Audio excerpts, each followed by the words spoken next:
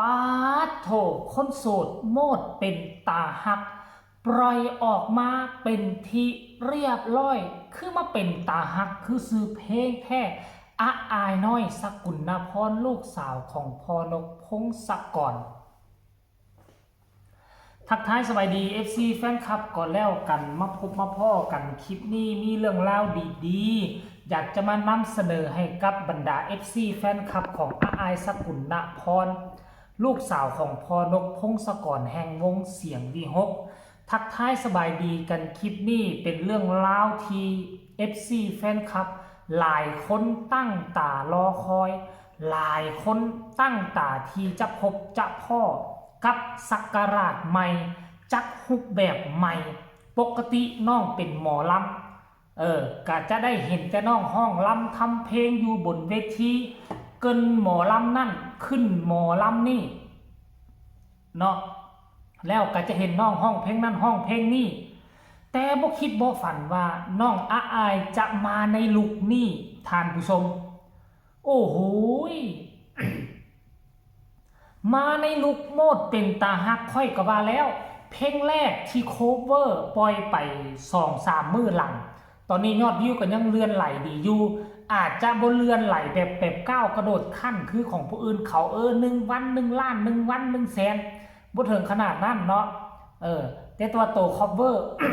แต่อันนี้เป็นเพลงที่แต่งมาใหม่ๆสดๆฮ้อนๆแล้วกลับมาให้น้องอ้ายห้อง คนโสดโมดเป็นตาฮักซึ่งค่อยเข้าไปเบิงซึ่งค่อยเข้าไปชมแล้วมันเป็นตาฮักเนาะนี่นะทุกคนขอปิดเสียงเด้อที่ลิขสิทธิ์เนี่ย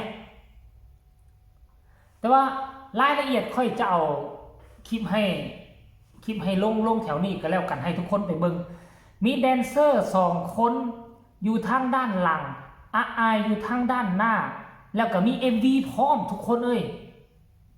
เนาะมี MV มีผู้สาวคู่หนึ่งกำลังลิ้นโทรศัพท์ดูแคมอันนั้นวาซันเดย์แล้วก็รถกำลังมาเกือบต่ำเอาผู้สาวผู้บ่าวนั่นก็แลนเข้ามาช่วยเหลือดึงเข้าไปข้างทางบัดเอาไปเอามาแล้วเพิ่นนอนฝันวาซันเดย์ ตามที่เบิ่ง MV ท่านผู้ชม FC แฟนคลับสรุปรวมแล้วนะเพลงนี่นะมันบ่งบอกถึงตัวตนที่แท้จริงของอาอาย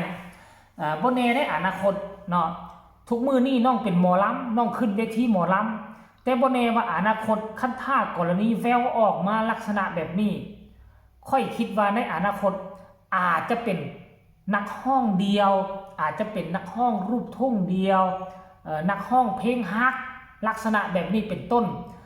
อาจจะจัดตั้งขึ้นมาอาจจะบ่ได้ขึ้นกับวงหมอลำจะหับงานแบบเดียวคือลำไยไหทองคำแอนอรดีแล้วก็คือเวียงนารุมนอาจจะเป็นแบบนี้เพราะว่าอย่างในวงการในวงหมอลำหนึ่งนี่เขามีเป้าหมายอยากให้ศิลปินตรงของตนเองเป็นศิลปินเดียวเพราะ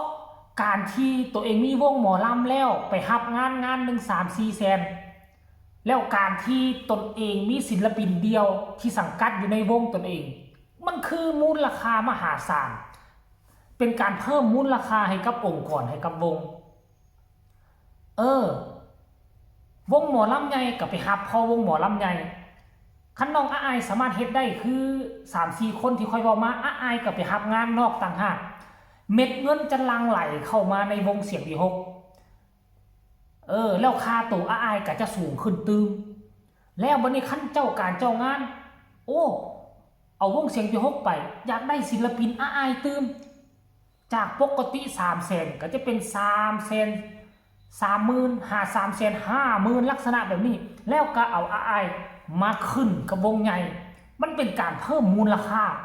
ขั้นท่ากรณีว่าจ้างวงใหญ่แล้วบ่จ้างเพิ่มกับบ่ได้อาอายก็จะไปขึ้นทางแบรนด์ของตนเองฮับไปอันนี้เว้าถึงอนาคตนะบ่ได้เว้าถึงปัจจุบันนี้ได้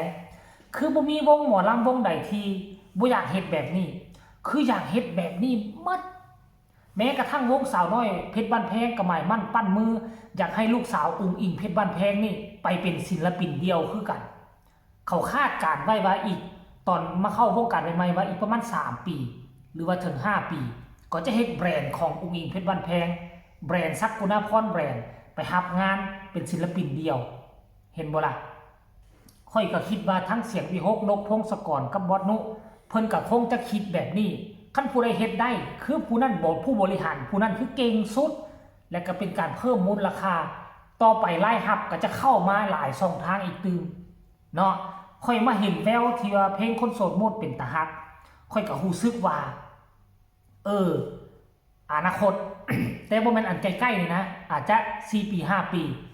น้องอายคงจะสามารถเป็นศิลปินเดียวแน่นอนท่านผู้ชมเอ้ย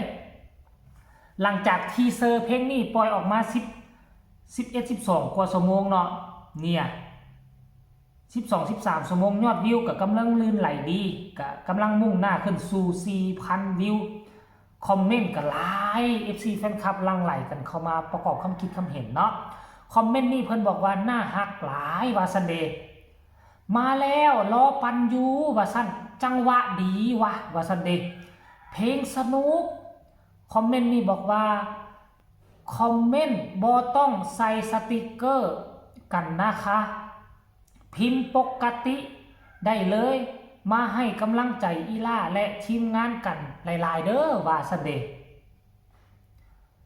คนนี้บอกว่าเพราะมากค่ะรอปั่นวิวค่ะว่าซันเดย์ผู้ต่อมาก็บอกว่าน่าฮักมากๆอ้ายว่าซันปังมากน่ารักว่าซันเดย์คนนี้ก็บอกว่าคนโสดโมดตาฮักน่าฮักน่าเอ็นดูสาวน้อยว่าซันเดย์น่ารักจังเลยน้องอายเสียงดีดนตรีเพราะปังนะคะป้าโถยอดเยี่ยมเลยคนนี้บอกว่าพูดต่อมาว่าจังหวะมันได้ว่าซันเดย์ปั่นวิวกันเยอะๆค่ะ17วิวจะได้ไหลลื่นว่าซันเดย์17วันที่17บอกจะปล่อยแท้มื้อนี้วันที่12มื้อวานนี้11ปล่อยทีเซอร์17ปล่อยของแท้เด้อทุกคนเยี่ยมว่าซันเดย์เต็มเพลงน่าจะเพราะมากว่าซันเดย์คนโสดมาแล้วน่ารักมากค่ะ17กุมภานี้พร้อมปั่นวิวให้อีล่าพร้อมกันทั่วประเทศว่าซันเดย์คนเก่งมาแล้วว่าซันปั่นวิวกันค่ะเพลงจะได้ฟีดเยอะๆว่าซันเดย์ทานผู้ชม FC แฟนคลับอันนี้คือหลังจากที่เห็นทีเซอร์เพลงคนโสดโมดเป็นตาฮักก็เป็นตาฮักสมซื้อเพลงโดยเฉพาะคือตัวน้องอายสกุลพรห้าวดองเป็นจังหวะโจ๊ะพอแม่รอที่จะปั่นวิวกันเป็นที่เรียบร้อยวันที่17ขนาดทีเซอร์ยังฮอดแห้งขนาดนี้แล้วมือปล่อย MV เพลงเต็มมันจะขนาดใดให้กดไลค์กดแชร์กดติดตามช่องนี้เอาไว้เพื่อจะบ่พลาดข่าววันที่17ว่ามันจะสนุกสนานและยอดวิวจะพุ่งขนาดใดให้ติดตามเอาไว้ก็แล้วกันสำหรับคลิปนี้ลาทานผู้ชมไปก่อนสบายดี